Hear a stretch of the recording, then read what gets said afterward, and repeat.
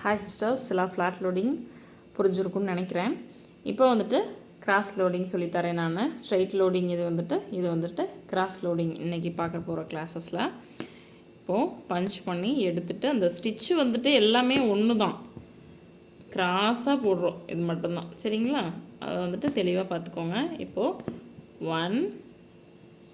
2, அப்புறம் இங்கே ஒரு lock, 3, 4th chain, 5th lock. இந்த இடம் வர வரைக்கும் இந்த லைனை நீங்கள் 1, 2 கன்சிடர் பண்ணிக்கோங்க. ஏன்னா நம்மளுக்கு இப்படி தான் வரணும், ஸ்லாண்டிங்காக வரணும். சரிங்களா? இப்போது 1 எடுத்தாச்சு, 2, 3 lock, 4th chain, 5th lock, 2, 3, 4th, 5th lock. சரிங்களா? புரியுதா? 1, 2, 3, 4, 5. கடைசி வரைக்கும் உங்களுக்கு இப்போ ஒரு கிராஸ் கிடச்சிருச்சு இல்லைங்களா? இந்த ஒரு கிராஸ் கிடச்சிருக்கு இல்லைங்களா? கடைசி வரைக்கும் இதுவே ஸ்லாண்டிங் உங்களுக்கு மெயின்டைன் ஆகிட்டே போகணும். இப்போ இது வரைக்கும் போடுறோம் அப்படின்னா இந்த மாதிரி வரும், இந்த மாதிரி உங்களுக்கு வரும். இதே மாதிரி மெயின்டைன் ஆகிட்டே இருந்துச்சு அப்படின்னா தான் கரெக்டு. இதன் பேர் தான் வந்துட்டு கிராஸ் ஃப்ளாட் லோடிங். சரிங்களா?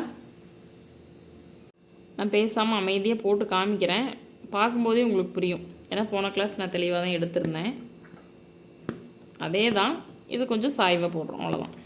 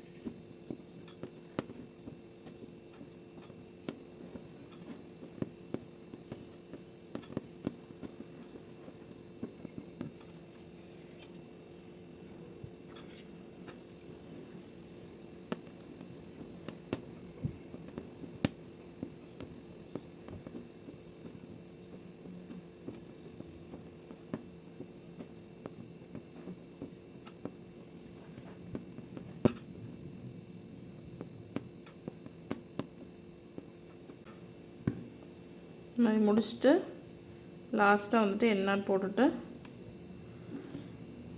ஃபுல்லாக அவுட்லைனில் செயின் ஸ்டிச் போட்டு விட்டுருங்க. இப்போது கிராஸ் லோடிங்க்கும் உங்களுக்கு ஸ்ட்ரைட் லோடிங்க்கும் கிராஸ் லோடிங்க்கும் உங்களுக்கு வித்தியாசம் தெரியும்னு நினைக்கிறேன். அதனால தான் 2 ஸ்டிச்சுமே பக்கத்தில் போட்டேன். இந்த 2 ஸ்டிச்சுமே நான் அவுட்லைன் போடலை, நீங்கள் அவுட்லைன் போட்டுக்கோங்க. இமேஜில் ட்ரை பண்ணி பார்த்துட்டு டவுட் இருந்தால் கமெண்ட் பண்ணுங்கள். நெக்ஸ்ட் கிளாஸில் பார்க்கலாம்.